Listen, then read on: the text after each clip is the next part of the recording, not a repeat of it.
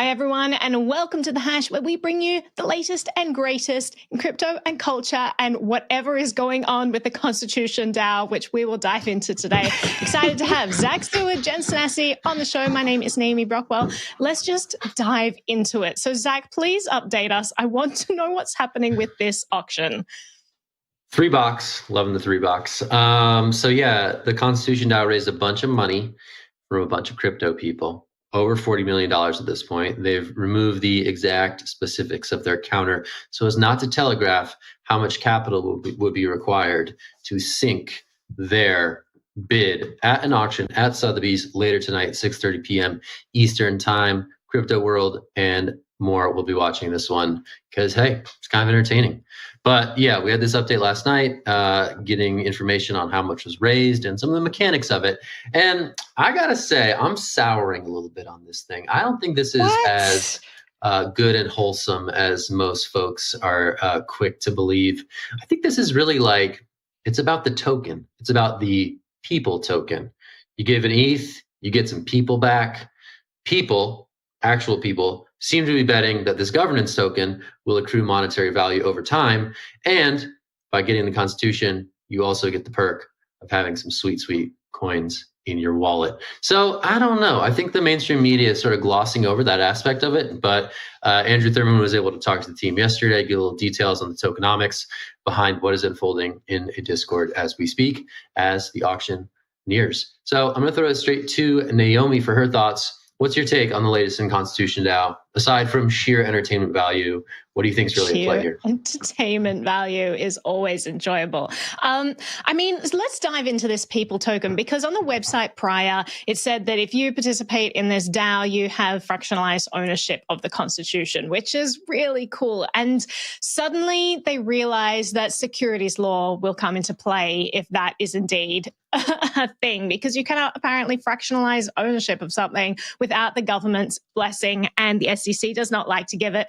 So they've walked it back, and now it's become a kind of more murky thing. You can't say that you have fractionalized ownership of the Constitution anymore. Instead, you say that, well, I have control of a governance token and I can make decisions about it, which we all know means that they have partial ownership or control over this thing if they get to make the governance decisions of it. So I'm actually a little bit annoyed at the securities laws in this country that they have to push these innovative, exciting, momentum-filled projects into a corner, and they have to kind of walk back, grand plans and big dreams of owning the Constitution, which I think is a pretty cool idea. I'm less sour on the idea of people interested in this because the token may go up in value. I think that's totally fine. I mean, we have monetary incentives in so much of what we do in life. I don't think that there's any reason why it shouldn't be involved in this. People wanting to have a part of the Constitution because they could make money from it.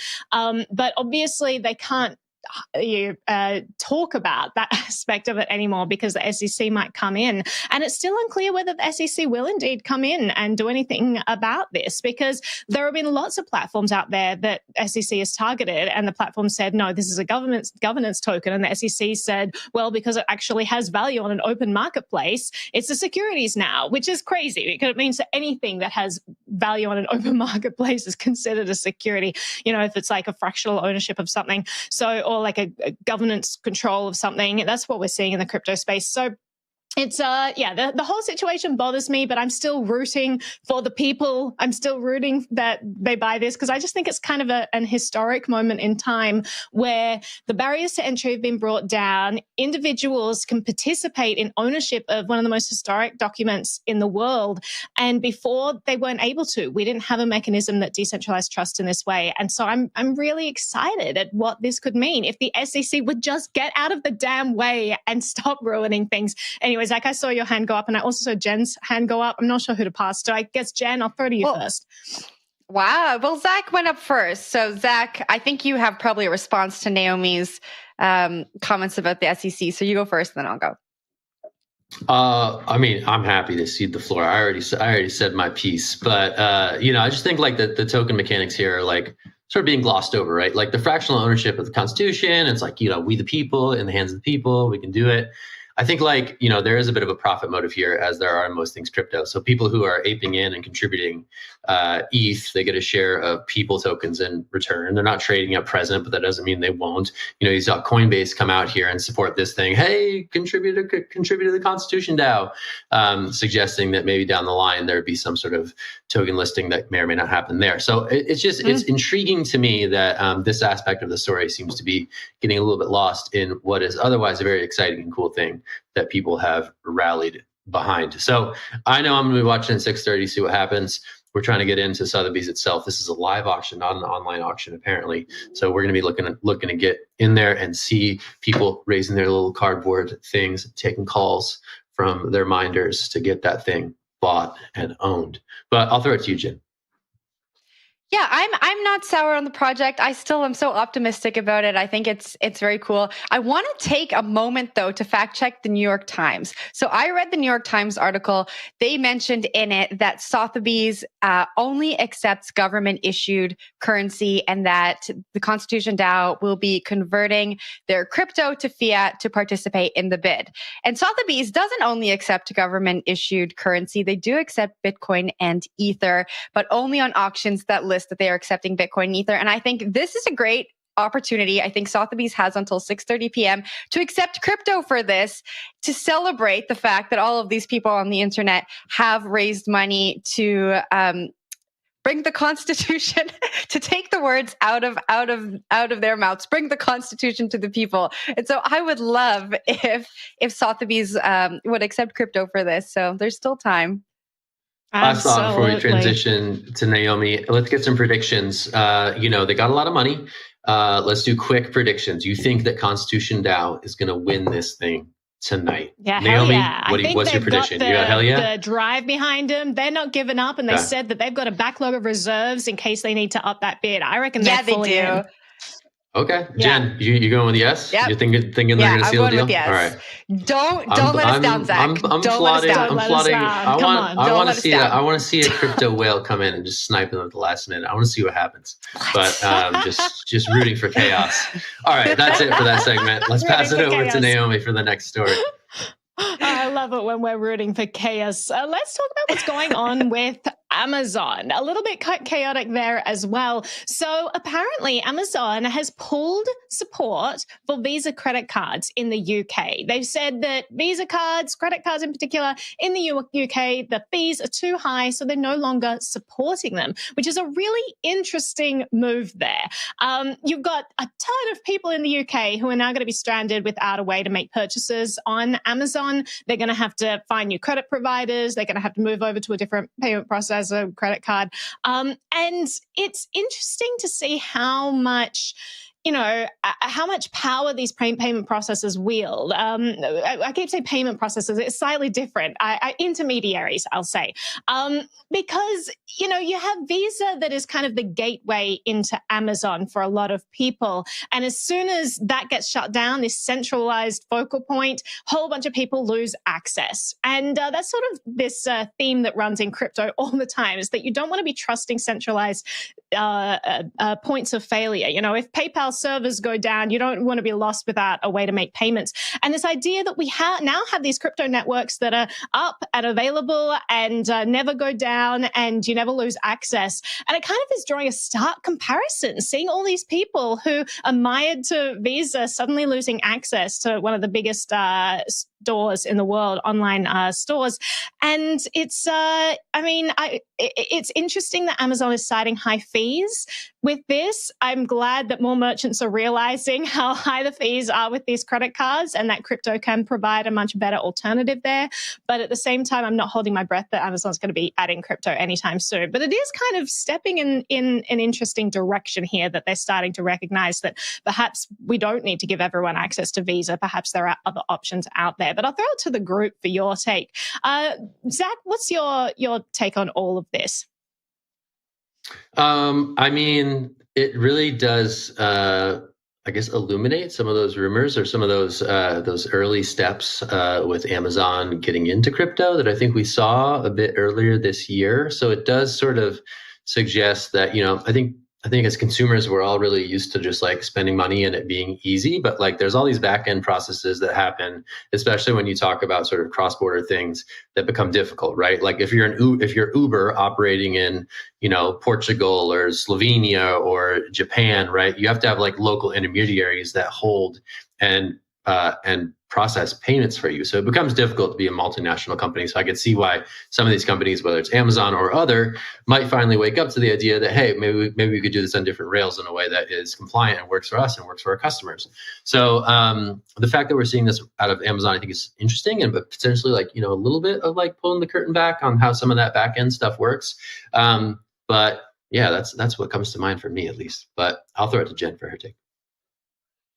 Yeah, so there was not a quote, but Bloomberg, I guess, noted that Visa increased their interchange fees for e-commerce sites while reducing fees for education and real estate. And that just brought me back to this conversation we have often. It's, intermediaries are really deciding what's more important. What can we charge more fees for? What's more important? And they're not allowing the consumer or the businesses to say, like, I want to spend my money on this. Do you know what I mean? Am I losing you guys here, Naomi? No. You're looking confused. Okay. and so I think that's just like another check in crypto's belt. But Naomi, I wanted to ask you, you spend crypto on Amazon, don't you? Mm-hmm. I do. And if you are in the UK and you are looking for a way to still use Amazon now that you can't use your Visa, go to purse.io because you can get up to 33% off by using Bitcoin or Bitcoin Cash on there. It's fantastic. It's honestly fantastic. It's just such a ton of money that you're saving. But it's interesting. I wanted to dive into. Well, I'll throw it back to you, Jen, because I think you had some final thoughts. Yeah. So, I mean, I think this just points towards the future. I think Amazon is looking at crypto. I don't know what way they're looking at crypto, but there are options. And that's kind of where I wanted to leave it. Visa is not the be all and end all. And if you feel like you've been locked out of the biggest retailer on earth because you use your Visa, there are options for you. I just wanted to add to your point, Jen, when you said that they never really asked the businesses.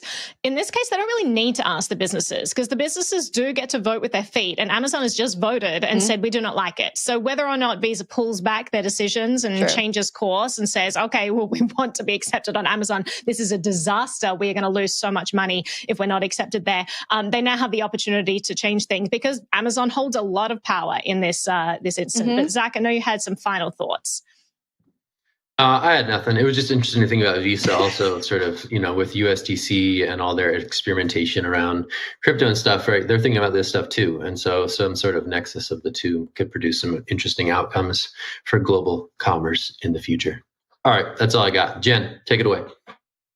All right. Well, I just want to say, just before we move on to the next story, that I think that Amazon has until January 2022 to make that final decision. So maybe there will be some new news coming out of that. But we're moving on to Time Magazine. Now, recently we spoke about Twitter, and they said they weren't going to hold any crypto on their balance sheet. And now we've learned that Time Magazine is holding Ether on their balance sheet. So this is part of a deal with Galaxy Digital to educate readers about the metaverse. So the partnership is going to include a Time 100 companies list for the metaverse and a weekly newsletter called Into the Metaverse. And the deal is completely financed through Ether. So that's how the Ether ended up on their balance sheet. Zach, I'm going to kick this down to you. Do we need a magazine, an institution like Time, to be educating us on the metaverse? I think it's smart, honestly. I think it's smart by Time to be doing this, right? They did something similar with Grayscale, which, full disclosure, is also owned by CoinDesk parent company Digital Currency Group. They did something very similar with Grayscale on Bitcoin education earlier this year. They put Bitcoin on their balance sheet. Now they're doing the same with Galaxy Digital, putting Ether on their balance sheet. I mean, one could see these sort of pop-up newsletters emerging all the way down the line for whatever the next trendy thing in crypto is. Say social tokens blow up and, you have Rally or Roll helping Time get that content out the door in a way that serves Time as an institution, but also readers more writ large. So I think this is a kind of an interesting media play, honestly, when you think about it.